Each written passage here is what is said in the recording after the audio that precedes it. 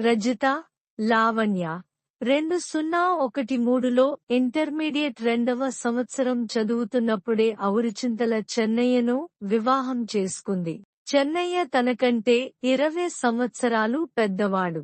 ఈ దంపతులకు 3 పిల్లలు, సాయి కృష్ణ 12 సంవత్సరాలు, మధుప్రియ 10 సంవత్సరాలు, గౌతమ్ 8 సంవత్సరాలు ఉన్నారు. ఈ కుటుంబం రంగారెడ్డి జిల్లా తలకొండపల్లి మండలం మెడక్పల్లి గ్రామానికి చెందినది. ఈ కుటుంబం గత 3 సంవత్సరాలుగా అమీన్పూర్ గ్రామంలోని రాఘవేంద్ర కాలనీలో నివసిస్తున్నారు. చెన్నయ్య వాటర్ ట్యాంకర్ డ్రైవర్గా పనిచేస్తుండగా, రజిత ఒక ప్రైవేట్ పాఠశాలలో బోధిస్తోంది.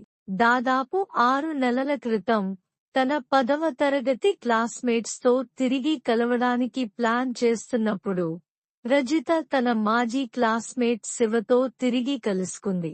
చాట్లు, కాల్లు మరియు వీడియో కాల్ల ద్వారా రోజువారీ కమ్యూనికేషన్ ద్వారా, అప్పుడప్పుడు వ్యక్తిగత సమావేశాల ద్వారా వారి సంబంధం త్వరగా తీవ్రమైంది.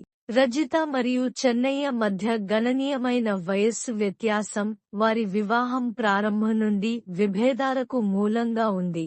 ఫలితంగా తరచుగా వాదనలు జరిగాయి. శివతో తిరిగి కలిసిన తర్వాత రజిత సంతోషంగా ఉందని, అతన్ని వివాహం చేసుకోవాలనే కోరికను పెంచుకున్నట్లు తెలుస్తోంది. ఆమె పెళ్లి కాని శివకు పెళ్లి ప్రతిపాదన చేసినప్పుడు ఆమె ఒంటరిగా ఉండి పిల్లలు లేనట్లయితేనే తాను ఆమెను వివాహం చేసుకుంటానని అతను చెప్పినట్లు తెలుస్తోంది.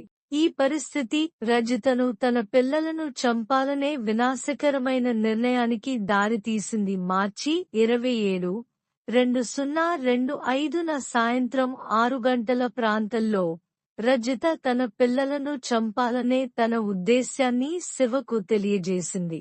ఎస్పీ ప్రకారం శివ ఆమెను ఆ ప్రణాళికను వెంటనే అమలు చేయమని ప్రోత్సహించాడు.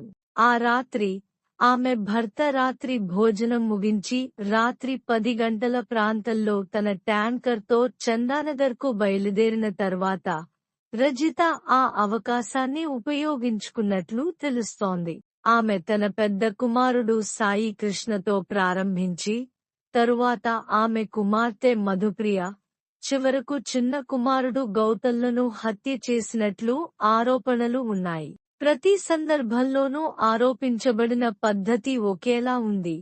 పిల్లల ముక్కు మరియు నోటిపై టవల్ ఉంచి ఊపిరాడకుండా పోయే వరకు ఒత్తిడిని ప్రయోగించింది.